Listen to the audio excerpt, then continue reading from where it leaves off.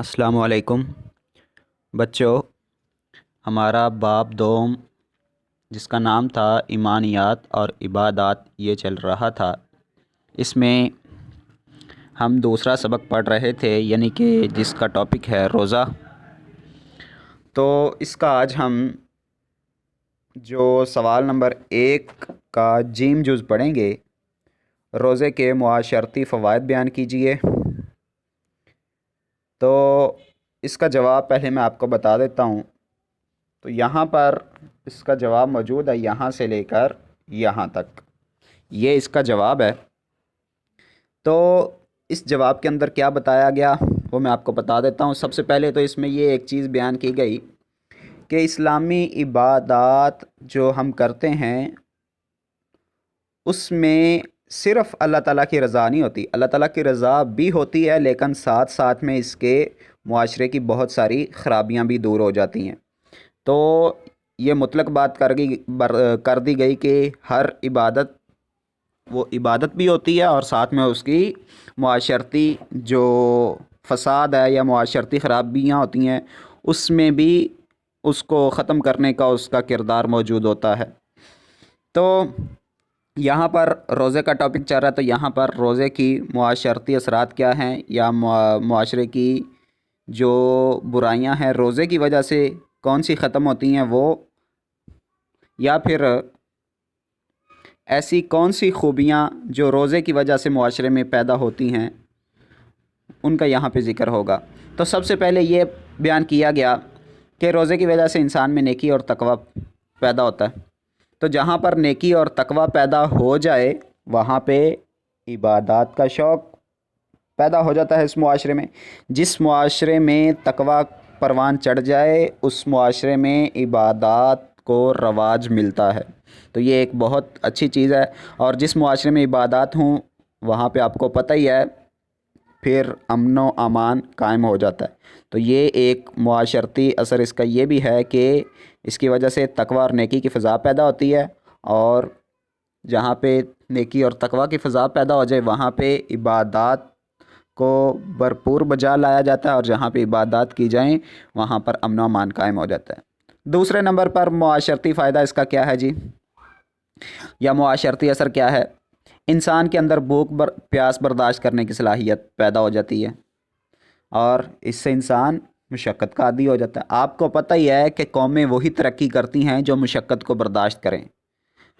جو پرسکون رہنا سیکھ جائیں وہ قومیں کبھی ترقی نہیں کرتیں۔ تو اس لیے یہ روزہ انسان کو مشقت اٹھانے کا عادی بھی بنا دیتا ہے، جس کی وجہ سے انسان بہت ساری ترقی کر جاتا ہے۔ اس کے بعد یہ روزہ انسان کے اندر وقت کی پابندی بھی پیدا کر دیتا ہے۔ کس طرح سے؟ آپ کو پتہ ہی ہے کہ سحری کا ایک وقت ہوتا ہے خاص، اسی طرح اس کے بعد افطاری کا بھی ایک خاص وقت ہوتا ہے۔ تو وقت پر اٹھنا، وقت پر کھانا کھانا، وقت پر روزہ افطار کرنا، یہ تمام چیزیں انسان کے اندر وقت کی پابندی پیدا کر دیتی ہیں یا انسان کو وقت کا پابند بنا دیتی ہیں۔ اس کے بعد یہ انسان کو جو روزہ فائدہ دیتا ہے وہ یہ فائدہ دیتا ہے، یا معاشرے میں جو اثر پڑتا ہے روزے کی وجہ سے وہ یہ ہے کہ انسان جھوٹ، غیبت، حرام خوری اور دوسری نافرمانیوں والے کام یا عادات سے بچ جاتا ہے۔ ایک مہینہ اگر بندہ جھوٹ چھوڑ دے تو اس کی وہ عادت بن جائے گی، ایک مہینہ حرام خوری چھوڑ دے تو وہ اس کی عادت بن جائے گی، غیبت کرنا ایک مہینہ چھوڑ دے تو وہ اس کی عادت بن جائے گی۔ تو اس طرح سے یہ بری عادات سے بھی روزے کی وجہ سے چھٹکارا ملتا ہے۔ یہ بھی ایک معاشرے پر اچھا اثر ہے روزے کا۔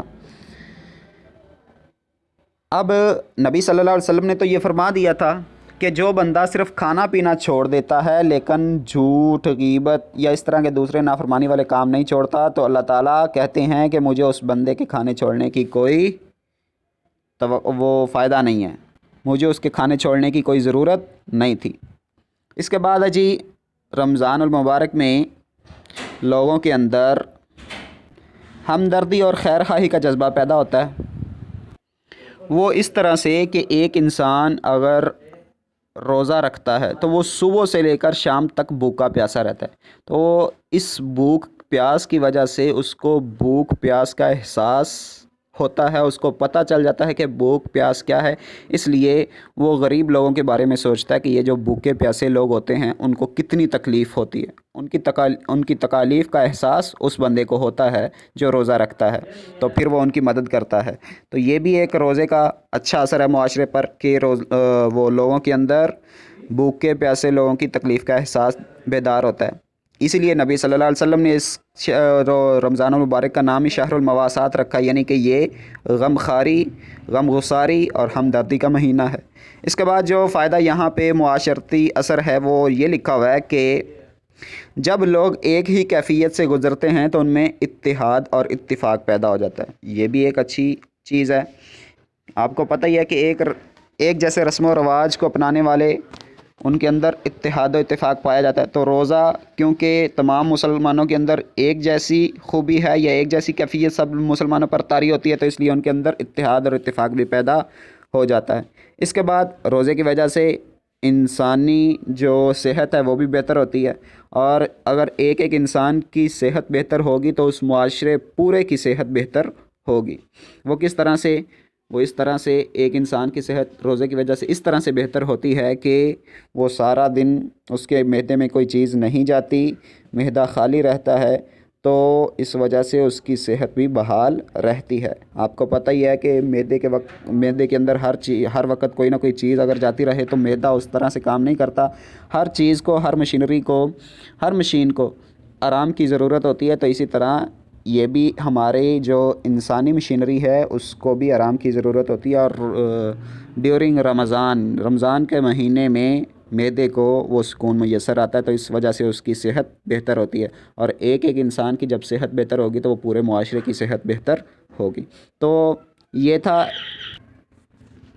اب ہم سوال نمبر 2 جو کہ ہے درج ذیل سوالات کے مختصر جواب تحریر کیجیے۔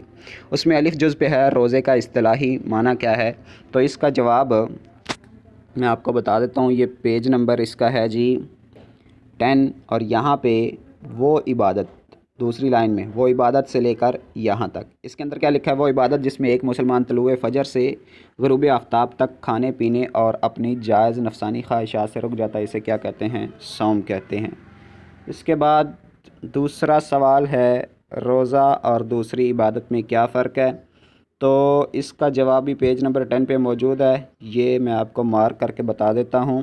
یہاں سے روزہ اور دوسری عبادت میں یہاں سے لے کر یہاں تک، تو اس کے اندر کیا لکھا ہے؟ اس میں یہ فرق بتایا ہوا ہے کہ روزہ کے علاوہ جتنی بھی عبادتیں ہیں وہ انسان کے علاوہ دوسرے انسانوں کو بھی پتہ چل جاتی ہیں، وہ راز نہیں رہتی، جبکہ روزہ انسان اور اللہ کے درمیان راز ہوتا ہے۔ تو روزے کے دوران بندہ چھپ کر کھا پی سکتا ہے، لیکن وہ اس لیے نہیں کھاتا پیتا کیونکہ وہ اللہ سے ڈرتا ہے، اس کو یہ پتہ ہوتا ہے کہ اللہ تعالیٰ مجھے دیکھ رہے ہیں، اور وہ اللہ تعالیٰ سے اجر کی امید رکھے ہوئے ہوتا ہے۔ اس کے بعد جو اس میں جیم جو ہے روزہ دار کے لیے کتنی خوشیاں ہیں، تو اس کا جواب یہ پیج نمبر 11 پہ موجود ہے۔ آپ صلی اللہ علیہ وسلم کا فرمان ہے روزہ دار کے لیے 2 خوشیاں ہیں، ایک خوشی افطار کے وقت اور دوسری خوشی رب سے ملاقات کے وقت۔ تو یہاں تک اس کا جواب ہے، یہاں سے لے کر۔ اس کے بعد دال جز ہے رمضان میں دوسرے لوگوں کے لیے کیا جذبہ بیدار ہوتا ہے، تو اس کا جواب میں آپ کو بتا دیتا ہوں۔ یہاں پر پیج نمبر 10 پہ موجود ہے، میں آپ کو وہ مارک کر دیتا ہوں۔ یہ یہاں سے لے کر یہاں تک اس سوال کا جواب ہے۔ اس کے بعد ہے جز ہے شہر المواسات کسے کہا جاتا ہے، تو اس کا جواب بھی میں آپ کو بتا دیتا ہوں۔ اس کا جواب بھی پیج نمبر 11 پہ، پیج نمبر 11 تھا، سوری، پچھلے سوال کا بھی پیج نمبر 11 تھا اور اس کا بھی پیج نمبر 11۔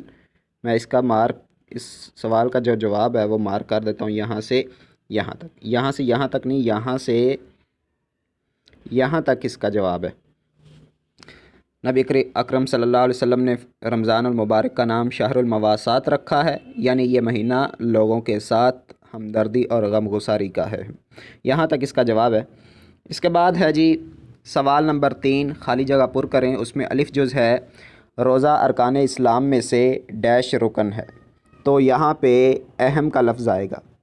بے جز ہے روزہ گناہوں سے ڈیش کا ذریعہ ہے، تو یہاں پہ بچنے یہ والا لفظ آئے گا، تو جملہ بن جائے گا روزہ گناہوں سے بچنے کا ذریعہ ہے۔